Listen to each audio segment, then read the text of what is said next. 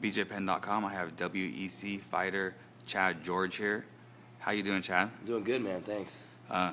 We've known about the possibilities of this fight for a while, but it just became official yesterday. It's the reason why I'm here today. You're fighting Banuelos at WEC 51. Let's start out by just giving us your thoughts on this guy as an opponent. Man, Antonio is a tough guy, man. I've been watching him fight for a long time. He's been in the WEC for a long time. He's a stud. He's one of those guys that will make you bring your A game, and I'm excited for it, man. That's those opportunities that you look forward to getting, and I can't wait. Okay. You train here at PKG. Yep. In Culver City. Yeah. You guys have a real close-knit group of guys. Everybody's high level here too. How is that working with these guys and preparing for this fight? We've got a real big family here. We've got a real good group of guys that are all high-level fighters, and we just got a big family. Everybody here, they'll fight. We'll have our guys get into a war, and they'll be back in the gym on Monday to make sure that we've got partners, that need rounds, that need sparring, that need work, whatever it is, they'll be in there.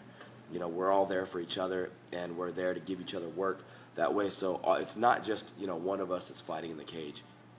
Realistically, it's like all of us. It's a part of all of us going out there and going into the fight. It's a little bit of all of us in there. Okay, let's talk about your last fight with Jorgenson. Yeah. Obviously, you made a mistake in that fight. For those who didn't see it, you got choked out in the first round relatively quickly. You shot in for an early takedown and you got caught. But what are your thoughts on that? And does that give you more motivation coming into this next fight? Like now you really have something to prove. Well, that fight was the perfect example of what happens when you stray from the game plan against a high-level opponent. And that's exactly what happened. I strayed from the game plan. The game plan wasn't for me to go in there and shoot, and he's got a great choke. I won't take that away from him. And, I got caught. It's what happens. I had been on a great win streak going into that fight. And, I had opportunities in other fights where, people wouldn't catch me on my mistakes.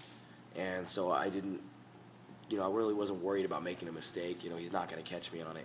So, but now, it was a great eye-opener. It lit a fire under my ass. It's like, you can't do that in this level.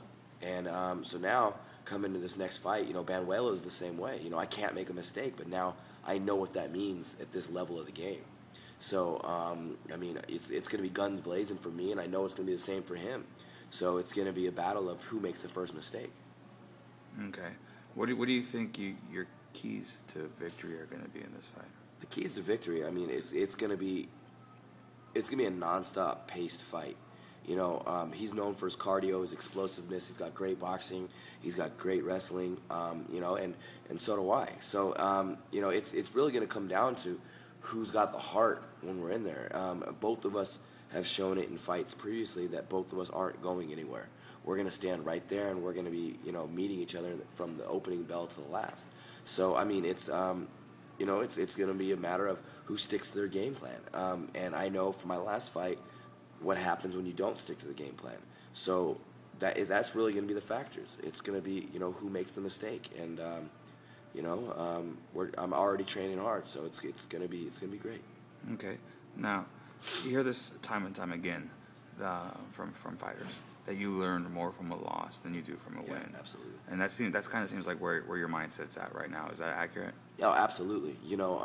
Coming off that loss, it really made me realize that I need to cut out a lot of the other distractions in my life. I had a lot of other stuff going on where I was still doing my artwork. I still, I was in a real serious relationship. I had all these other serious distractions that really, it's not that it took away from my training, but I had other things in my head that I wasn't completely focused on 100% for the fight. So for this fight, it's been complete just focus, nothing else but focus. There is no more art. There's no more girlfriend. There's no more fucking around. It's focus on the fight, and it in a way I have to thank Scott Jorgenson for that, because without that happening to me, my motivation wouldn't be like the way it is now. Gotcha. Now, you're also sharing the card with a great main event. Right. Manny Gambarian and Jose Aldo. What are your thoughts on that fight? Man, this card is turning out to be a huge event. You know, that's two events in a row that I've been a part of that the card's been phenomenal. So, I mean, it's going to be, it's exciting, you know. Some of the best fighters in the world in all the weight classes for the lightweights are going to be on that event. And so, I mean, it's an honor to be included in them. You know, they're not putting guys on that card they think aren't going to live up to the expectations. So, you know, just us being on that is just saying that, you know, what we bring to the table for this fight. Okay. Now, the WEC is commonly referred to as like the kid brother of the UFC. Right. But as of late, you guys have been putting on some phenomenal shows, some phenomenal fights, and I think really the best action in MMA is probably in the WEC right now. I mean, is that something you'd agree with? And you guys are kind of. I think what it is, it's because that the smaller weight classes, we have more stamina to be able to go 15 minutes nonstop. That's really what it comes down to.